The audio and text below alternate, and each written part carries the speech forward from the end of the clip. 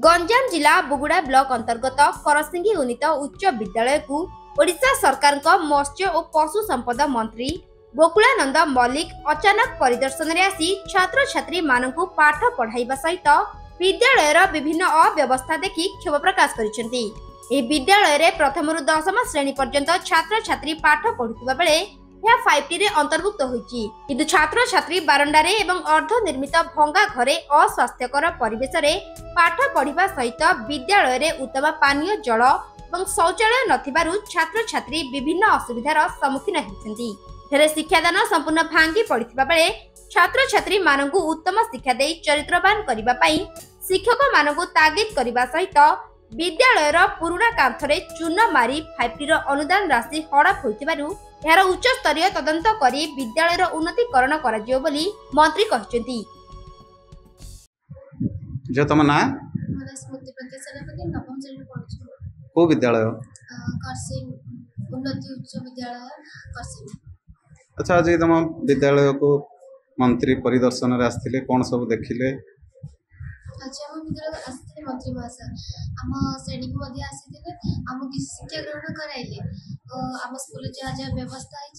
ता भी देखिले। हेले हमको 5T देइछन सत सरकार, किंतु हमको ए लाइट घर फैन एगुडा हमको किछ दरकार नै, हमको केवल शिक्षा दरकार। हम जेती उन्नति करि परिबे, हम देश ना रखिबे। करसिंगी उन्नीत सरकारी उच्च विद्यालय रे एठी जो आम अव्यवस्था देखिले 5T ना रे केवल तांकर जो अच्छी ये विद्यालय शिक्षक प्रधान शिक्षक एवं तांकर जो कमिटी कहवा अनुसार आम तदारख कले अनुध्यान कले से कहले जे ये 45 लाख टंका 5T ना आसी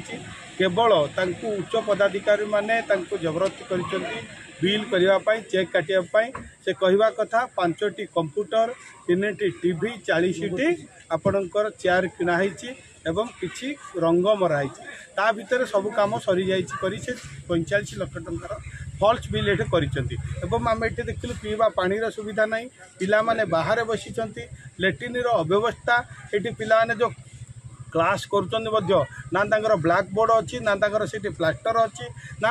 करेन्ट अच्छी सब प्रकार अव्यवस्था भितर यहाँ मुझे देखुची आम यहाँ केवल ओडिशा रे नुह यहाँ केवल करसिंग रे नुह सारा ओडिशा रे 5T ना रे बहुत दुर्नीति तेणु आपको उच्चस्तरीय तदंत करार आवश्यक रही। आम आज निर्देश देवा जे आपको उच्चस्तरीय तदंत होगा सहित जो मैंने एथिरे संश्लिष्ट अच्छी आमर निर्वाचन मंडली सहित अलग ओडिशार जो भली 5T ना दुर्नीति तार तदंत हम यही विषय में आमर प्रिय मुख्यमंत्री को विषय आम अवगत करूँ। सरकार तत्पर अच्छा निश्चित भाव में विरुद्ध में दृढ़ कार्यानुष्ठान हम एवं ये जो भली राज चली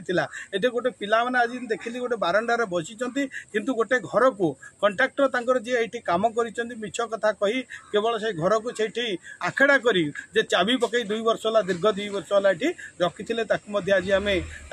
HM एवं कमिटी उपस्थित आज आम खोलीचु और पिलामान उद्देश्य आम कहीचु काली से क्लास करेंगे ये बर्तमान जो महागुमर जो भली तल दिन सरकार विकास ना रे को भली विनाश कर 5T ना रे को भली ये दुर्नीति कर तार नमूना आज आपण मैंने एठू पाइले। तेणु यही तदंत रहिबो निश्चित भाव में